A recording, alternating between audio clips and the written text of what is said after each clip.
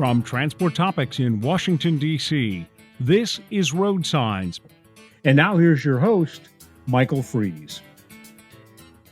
Thank you for listening to RoadSigns, the podcast series from Transport Topics that explores the trends and technologies that are shaping the future of trucking. In our last episode, we took a review of 2021. In this episode, we look ahead to the brand new year and ask the question, what's in store for the trucking industry in 2022? As you're probably thinking, there are several answers to this question. 2021 has presented several events that will shape the world of trucking for the new year. For instance, the world of mergers and acquisitions have experienced an uptick in the industry, and in 2022, it shows little signs of slowing. We'll speak more about M&A with our Transport Topics business reporter Connor Wolf later in the program. But first, we'll take a look at what arguably will be the top continuing issue of 2022, and that's infrastructure, with our congressional reporter here at Transport Topics, Eugene Mulero. Welcome to the show, Eugene. Thanks for having me on, Mike. Glad to have you on. One of the things about Eugene, when I first arrived at Transport Topics and just learning the ropes and learning about the issues of the trucking industry, especially when it comes to Congress, Eugene was very helpful in my education. He sort of gave me a crash course. And in that same vein, I definitely wanted to talk to you about what transpired on 2021 and what it means in 2022. And the big thing, unless you were living under a rock, was the passing of the Infrastructure Investment and Jobs Act, which is now law. That was a very big deal and a very big price tag as well, $1 trillion. Eugene, like you have told me and walked me through that whole process when we were just just talking offline about this, why don't you just discuss the provisions that were in the act and the impact? Yeah, this is a pretty big deal. It's very significant, especially for the freight sector and just the overall transportation community. Nearly half of the law, $550 billion, would be dedicated for surface transportation and the mobility connectivity networks that not only would touch on supply chains but also transit, Amtrak, pipelines, etc. So it's pretty much the entire connectivity system of the country. And when you start looking at specific provisions when it comes to freight and connectivity and trucking, there's about, give or take, nearly $20 billion dedicated for upgrade funds for ports, and that is meant to modernize last mile connectivities at our commercial ports. That's something, that when you look at what's happening now with the supply chain, the White House has been touting that provision in the law.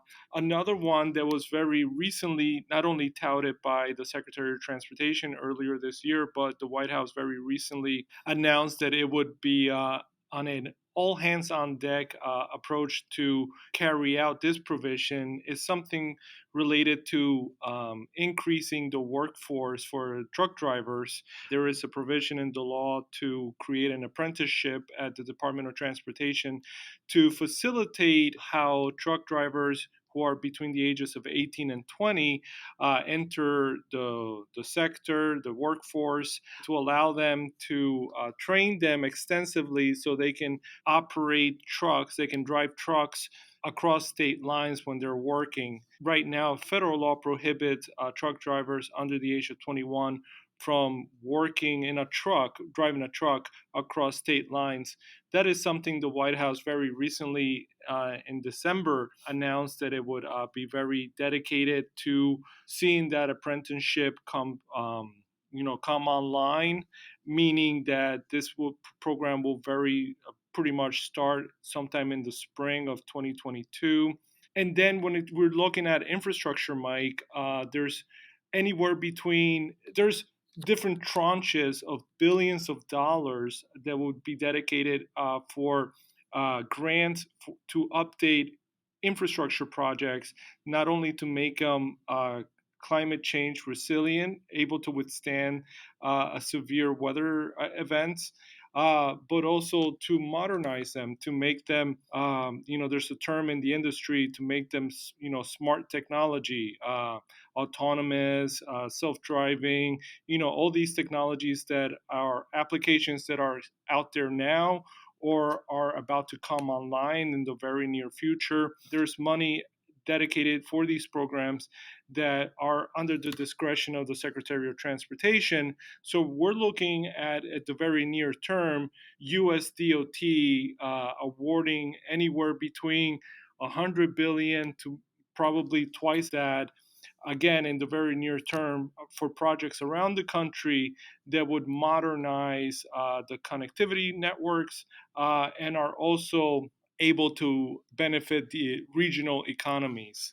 So those are several big provisions of this law. One of the things also that is really intriguing when it comes to this is that impact of it. It's a very big price tag that's on this bill, and there was a lot of wrangling going on back and forth on what this money needs to be spent on, and what's more important than the other. And as you were talking about with Transportation Secretary Buttigieg, he's going to be in charge of doling out all of this money. So, from the impact of that, what from your reporting can you tell on just kind of how this will all play out? So already we've had the Department of Transportation, through their Deputy Secretary, Polly Trottenberg. She has outlined a plan of action in that staff is already being dedicated to review requests for funding for projects around the country. To take listeners into the weeds, that means that a state Department of Transportation or a planning, metropolitan planning authority, they will put together proposals for federal requests for funding. They will submit that to the Department of Transportation, and that will go through a lengthy review. And then USDOT will determine which projects will be awarded some of these funds. And again, because of the injection of new money that has been approved by this infrastructure law, like I said, there's about 100 billion for infrastructure projects. Then there's just like different pockets, of like $15 billion here, $20 billion there, for projects that are very freight centric, rail centric, transit centric. It's, all the modes, smart street, safety, the entire spectrum. And over the next several months, the Deputy Secretary of Transportation said that staff will be reviewing the request for funding.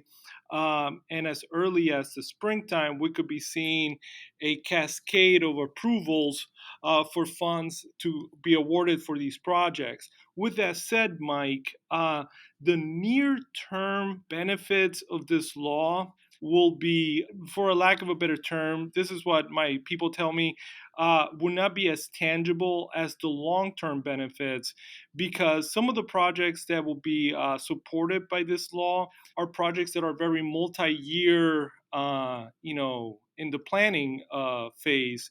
So it's not something like they're going to repair potholes here and there around cities. There's some money for that, but there's also money to modernize a transit system in Washington, D.C., and New York City. And all those things take several years to do. Airports, ports, and some of our commercial ports, the average person doesn't drive around, and stop at a commercial port and check it out, So this could be outside of their purview. Nevertheless, with what's happening with the supply chain and what the private sector is saying on the need for economic recovery, economic incentives, this is where, the proponents, the White House, the sponsors of this law, they point to those benefits that are more long term than near term. You were talking about the improvement to bridges and tunnels and airports, as well as ports and canals, and you've mentioned the supply chain. And oh, by the way, it's also a big topic that was major in 2021, and it's now. That's right. Yes, and it's now a major. Well, it's continuing to be a major subject for 2022. In your reporting that's available on Transport Topics, but online it's ttnews.com. RoadSigns.com, that the U.S. Department of Transportation issued a series of grants for commercial maritime operations in freight hubs along parts of the supply chain. From your reporting, could you just elaborate on that and just kind of discuss the impact that it will have? Yeah, that's right. So very recently, the Department of Transportation announced that nine port maritime infrastructure projects around the country in Hawaii, New York, New Jersey, Tennessee, Texas, North Carolina, they would receive several, about $2 million here, $3 million over there for local operations to be able to have that extra, injection of cash to come in and finish a project that is very, very much meant to improve connectivity of freight. So, for instance, I think it was about $3 million dedicated for operations in New York and New Jersey.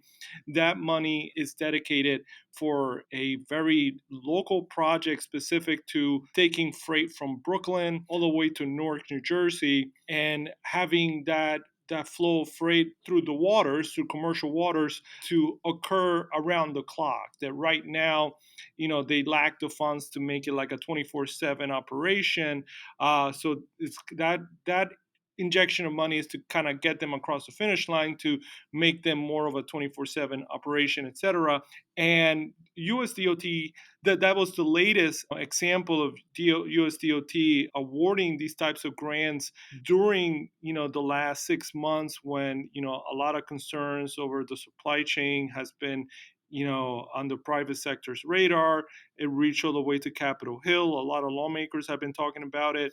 We've been hearing from freight sector stakeholders. So besides this maritime grants, USDOT did a very significant awarding of a significant grant money to give to the Port of Savannah, to allow the Port of Savannah to stretch out their last mile hub in order to facilitate the flow of the last mile hub, to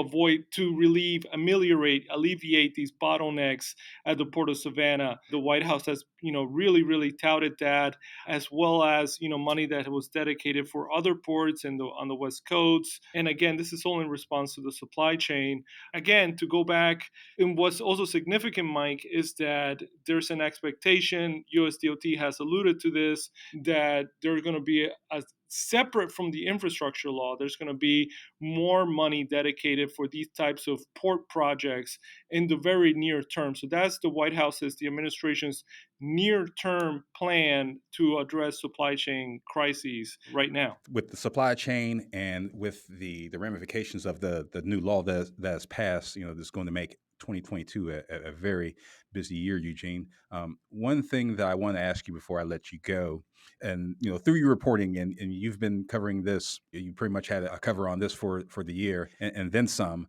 What are some of the things that you're looking for 2022 that's keeping you up at night? Yeah, so supply chain is one. The supply chain, when you listen to the Secretary of Transportation, he's been saying that supply chain concerns are going to linger throughout 2022. So that's going to be on the radar. Mike, very recently we got word that, the president's second half of his domestic agenda, was this nearly $2 trillion social infrastructure legislation, will not be considered in the Senate this year. So that's something that will carry over into next year. That legislation is expected, my people are telling me, it's expected to suck up a lot of the oxygen in the room on Capitol Hill. There's several policies and rules going on over at USDOT.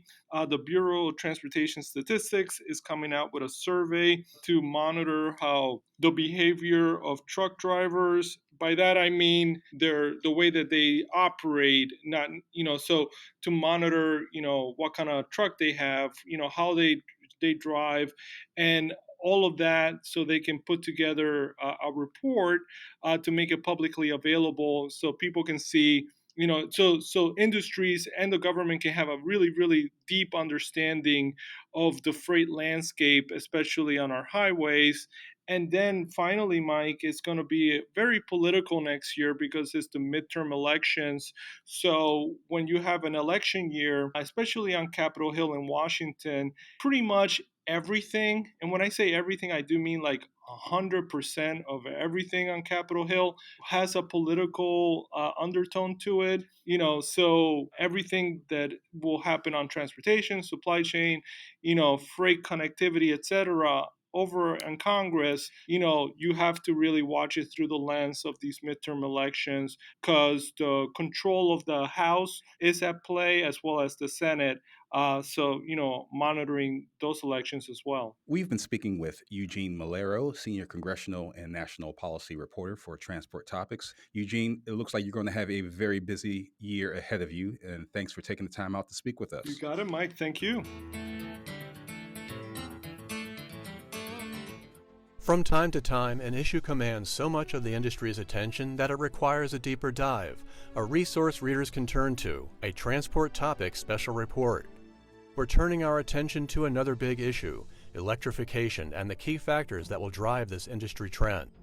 In every case, we're working to provide our readers with information, analysis, and clarity on key issues confronting fleets. One comprehensive resource packed with insights that can give you the edge. Transport Topics invites you to learn more about our special reports. To reserve your copy of the latest special report, visit ttn.ws/electrification.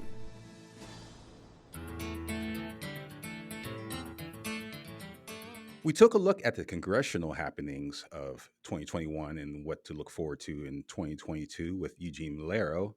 But now let's get to the business side of things with our business reporter, Connor Wolf. Welcome to the show, Connor. Hi, Michael. Thanks for having me. It's great to be here. It's great to have you on. One of the things that was really hopping during 2021 and continuing to the new year is mergers and acquisitions. And I know that you have been covering that for Transport Topics for some time. And just when it comes to M&A, it was a little bit slowed down in 2020. But during the second half of that year, things kind of picked up and kind of continued to 2021. Before we kind of get into the forward-looking things of M&A, just kind of set us up on what the market looked like this previous year and how it kind of shapes up to what we're going to see now. Yeah, of course. And it was incredibly fascinating what we saw. You're completely right. In kind of 2020, the heart of COVID, we did see a massive slowdown in activity. And unsurprisingly, the big reason for that was the coronavirus and the kind of the residual effects it had on the economy, especially at the beginning of the year when there was so much uncertainty and everything around that. People really didn't want to make massive business moves for the most part. And so that slowed it down. But that same slowdown that we saw is a huge reason why we saw an uptick this year. So basically, what happened is all the deals that theoretically should have happened in 2020 got pushed into this year. So already we have more than usual. Then, just because of high valuations, because of this increased activity and high demand and other economic factors really making businesses look good, carriers were on the small end and medium end were getting really good evaluations. So those people who have been kind of on the fence about selling their business, maybe an older carrier operator who wants to retire or something, but make sure their business is in good hands. The past year was a great time to sell since their business was a lot. Even businesses that were not performing well were getting pretty decent evaluations for the simple fact that we have equipment and driver shortages. And so, yeah, you may not be performing well, but you have assets that are worth a lot of money right now. So evaluations were high. Then a third factor that we're all kind of conjoined together into this year was that there was uncertainty about next year, 2022, over things like capital gains tax reforms and stuff like that, which obviously will have an impact on what a business is worth or what you're going to get out of selling a business. And so some people that may have been thinking about selling it in a couple years or so. They're looking at that uncertainty and those potential policy changes, and they're like, well, let's get it done now. Well, valuations are high, and it's a good time to sell. So we're dealing with a situation where it's a good time for both buyers and sellers because of the high evaluation, but also high asset pricing, along with deals from the past being delayed to this past year, and deals that theoretically could have happened in the future being pushed forward. So it all kind of converged together into this kind of perfect storm scenario for mergers and acquisitions. One of the things this last month, I mean, in December, with Warner Enterprises, acquiring a final mile carrier, I believe it was I'm sorry, NEHDS Logistics. Do you see with that particular type of acquisition? Do you see those types of acquisitions, moving on to this particular year? I mean, where you have those long haul, trucking businesses connecting with that final mile logistic companies to sort of kind of complete the circle when it comes to their whole logistics channel. Oh yeah, most certainly. So one of the lessons that a lot of carriers learned during COVID is that massive economic turbulence, like we saw with COVID, doesn't affect everything the same way. And when you talk about trucking specifically, it doesn't affect verticals in the same way. So we talk about high demand all the time, in our reporting and stuff like that, which is completely true. Something that's very definitely did happen. But another piece of that is it wasn't equal across all the different verticals. Some did incredibly well and some didn't do well. Like last year, auto manufacturers weren't doing that great because of some of the economic conditions that we saw. Well, other ones, such as the ones that delivered to grocery stores and stuff like that, toilet paper, food, and stuff like that, were doing incredibly well. Amazon was doing incredibly well. So you look at that scenario, and a lot of carriers suddenly realize, hey, I need to diversify my portfolio a little bit better. Not that Werner is in that same boat. Werner's obviously a massive company in this space. So not so much for them. Definitely on the more smaller end and maybe the smaller end and medium. That was definitely a lesson learned because a lot of those companies operate in one vertical. That's their space. That's what they're experts in. But having a diversified portfolio means that you can more easily switch your resources and stuff to where demand is needed or where capacity is needed because of high demand. So, yeah, it's not surprising we're seeing the acquisitions as a form of growing inorganically because you get a new vertical. If you buy a business that's outside of your normal reach, you get a new vertical. But unlike growing it organically, where you have to hire the people yourself,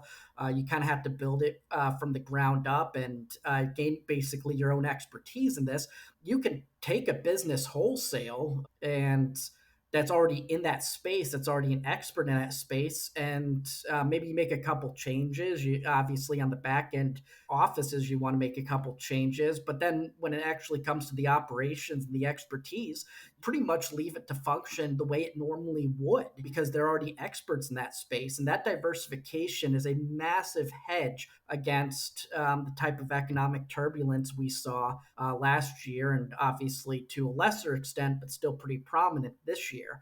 So yeah, definitely, I think that's something we have seen. It's something that a lot of carriers didn't realize.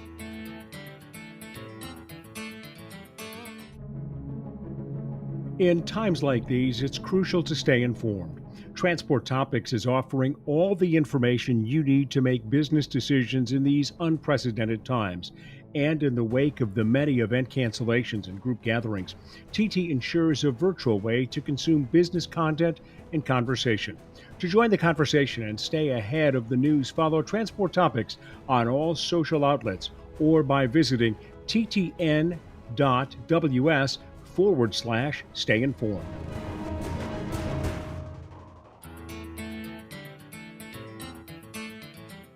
With mergers and acquisitions, we're talking about businesses buying other businesses, but you can't have a business without its people. And in this trucking industry, it's the drivers. And the driver shortage has been something that has seeped into every particular subject that's involved in this industry. One thing that we talked about with Eugene was one of the provisions in the infrastructure bill was a measure to lower the age for truck driving, interstate truck driving, to 18. Well, not 18, but under 21. And that was done to encourage more young drivers to get into the world of trucking. And with that, and in your reporting, just to kind of tap into that, there have been a lot of trucking companies that have announced pay rate hikes to entice more drivers into the fold. You've done a lot of reporting on that. For this new year, will we see something that will kind of born some type of success, some type of uh, mainly what I'm asking is what type of progress are we going to see in that, and how will we measure that particular success when it comes to companies trying to entice more drivers by raising their rates? So, I mean, how do you think that will pan out, and what are you seeing through your reporting?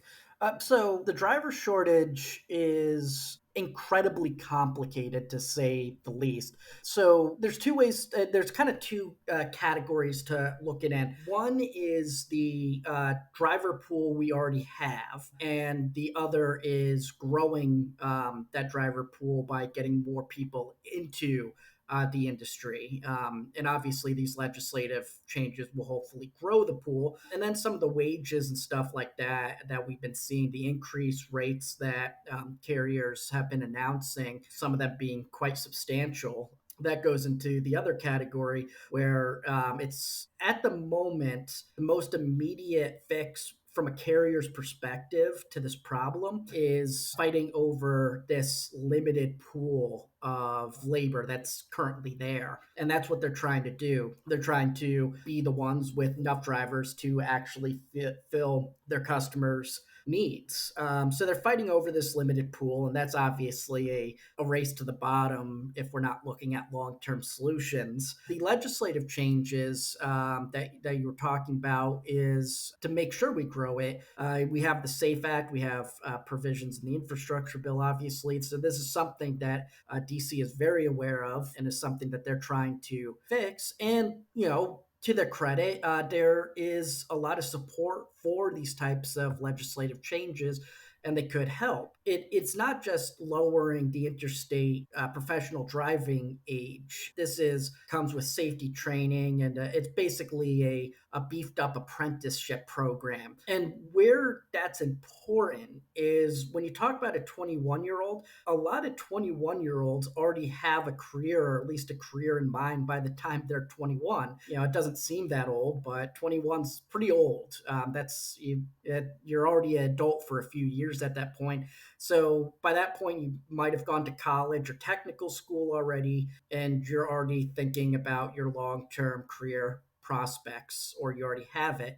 So that's a problem for the trucking industry, because any chance of growing that pool with younger drivers are people who already have careers or entering into a career. So you're basically peeling people away from another area of the economy. If we lowered it, even just through an apprenticeship program, so obviously there'd be limits on it, it would be more an educational process, but they're still working because it's an apprenticeship program. They're still able to get into the career at 18 or definitely before they're 21. And that, in theory, would alleviate a lot of these problems of trying to peel away people who already started their career, because then this career in trucking is accessible to them right as they become an adult, which would be nice for people thinking about doing that. They don't have to wait. They can just jump right into it. One of the things when it comes to the driver shortage is no matter what solution may come our way or where we will arrive at, there's probably going to be some pain somewhere, be it on the truck driver side or the truck company side. So I mean that is definitely a to be continued issue for 2022 and probably well beyond. One of the things, Connor, that I want to ask you before we let you go is What do you expect to see, other than the things that you've just explained? What other issues are you looking at for this new year? So basically, all the trends I'm following, particularly driver shortage, M&A activity, and all that stuff, is for next year. I'm kind of expecting similar to this year, and then probably along the way, maybe in the second half, somewhat of normalization, but not getting back to true normalization at any point in the year. So, with the driver shortage, obviously, if you're looking at the ATA projections, that's a problem that's just going to continue to get worse. And we may have marginal gains there because of legislative changes if stuff like that comes through. But I think that problem is just going to continue to get worse. Where it will normalize, though, is we may see some normalization with demand. Demand is so heightened right now that once that starts stabilizing, well, it didn't really fix the problem on the worker shortage side, but at least there's a little bit less pressure on carriers to get stuff out. So I expect demand will help. A normalization with demand, or at least some consistency there, will help alleviate some pressure on the driver shortage. For M&A activity, I think it will continue at a heightened level, but because so many deals are, as I said earlier, so many deals that probably would have been closed or started next year got pushed into this year. I think that's going to start slowing down a little bit. We're probably going to see a lot of activity at the beginning of the year, just as those deals that didn't get a chance to close this year because they started too late or the process just got complicated. That obviously is going to spill over into the beginning of the year, and that might last a whole quarter. I don't think it would last 2 quarters. And I think for the rest of the year, it will still be heightened, but it will start to slow down a decent amount, and you'll just start to see some normalization there. Though, as I said, it will still be a little bit heightened, just not. It just will be void of the unique kind of factors that this year represented when it came to market consolidation. Connor, I just kind of want to go back to what you were saying about the normalization of demand. And I mean, when you think just kind of you're just talking about with the vaccines and just kind of the progress we're making through this pandemic and through this new stage of the pandemic that we're in, and just kind of getting a hold of this Omicron variant. Do you think that will sort of play into that normalization of demand and just kind of getting to that new normal? I mean that should probably have some factor in all of this, shouldn't it? Oh yeah, most certainly. So, and I'm not a virologist, so I'm basing my opinions here off of what the actual experts are saying. But so far, it seems like with each variant and evolution of the coronavirus, including the Omicron virus, it is more transmissible but less deadly, makes you less sick, which is actually what you would expect when it comes to the evolution of normal viruses. I think the coronavirus is not ever going to go away, at least, in the foreseeable future. It's an endemic at this point. There's too many variants, there's too much evolution involved with this virus. What I think will happen, though, is as time passes, it will just become less and less lethal. And then obviously, vaccines will be better developed and stuff since, they were kind of rushed out the first time. Not that that's a bad thing.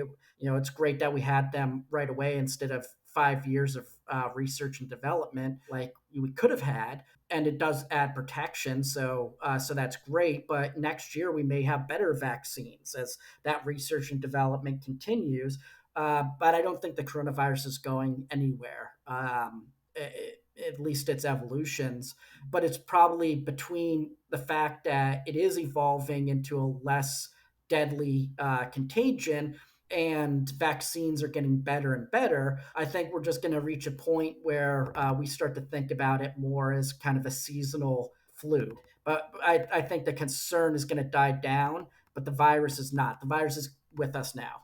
Once that does happen, though, the actual economic effects are going to obviously stabilize. So we don't throw the entire economy to the wind and do massive shutdowns every seasonal flu. And from that perspective, once you get that type of economic normalization, you're not worried about vaccine mandates. Once we're past that, once we're past shutdowns and all that stuff, and we just learn to live with a less lethal version of the coronavirus, things are obviously going to stabilize. And I think it's likely that will occur next year or at least the year after, because we're already kind of getting into that point already. And then once the economy starts stabilizing, then we get into a situation where the trucking industry, which obviously fuels the greater economy, make sure the economy has the stuff that it needs, it will start normalizing for that as well. But that's not the only factor impacting demand, though. There was definitely the coronavirus did cause some shifts in supply chains simply because of people were staying indoors more and stuff like that. So that will return back to normal. But there's other shifts in the supply chain that will probably remain permanent just because people got used to it. People are using Amazon more, for instance, ordering groceries online. And then there's also inventory builds that will start to normalize hopefully soon, but they've been trying to catch up on that for the last 2 years. So we'll see how that goes. So I think next year those factors are going to play into this normalization that we saw. But as I said, not complete normalization. We've been speaking to Transport Topics reporter Connor Wolf.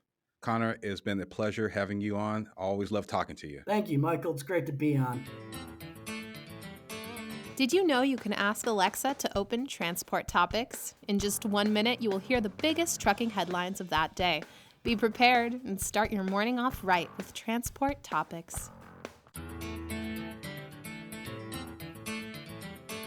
Before we close, let's take a moment to revisit our original question. What's in store for the trucking industry in 2022? As we've heard from Eugene and Connor, there is quite a bit to look forward to in the new year.